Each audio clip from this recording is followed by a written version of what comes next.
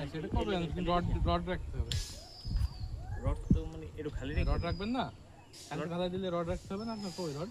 আমি চাইছি বিমের তো যদি হুক সিস্টেম করে দিই তাহলে তো রড রাখা লাগতেছে না, করে এটা লাগে হুক সিস্টেম করে দিয়ে দেন 500 টাকা বুঝলেন?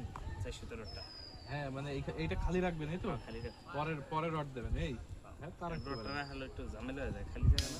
শুধু এইখানে না, এইদিকে একটু আগাইতে হবে, খালের ভিতরে কিছু ঢুকে দেবেন, বুঝছেন? তাহলে তো অন্ধ কতটুকু ফাঁকা রাখা লাগবো?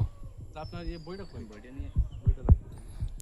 ওটুকু আগাইতে হলে তো ফাঁকা রাখা লাগবে না কতটুকু? হ্যাঁ এখানে আবার এটা তো আর ওপেন, এটা ওপেন, এটা তো ই লাগবে আপনার বলে, এটা তো খালি থাকবে। ওই যে চকিটা কত দূর কি এটা দেখতে হবে। সেটি তো আপনি জেনে দাঁড়াইছেন, এনথনি তো উঠবে। হ্যাঁ এখান থেকে ধরুন ঢুকে চকি যদি আমার ভিতরে 4 ফিট হয় তাহলে রড তো ভিতর পর্যন্ত দিতে হবে। এই পর্যন্ত তো ফাঁকা না রাখলে রড আগে না ঢুকালে তো ফাঁকা রাখাই লাগবে।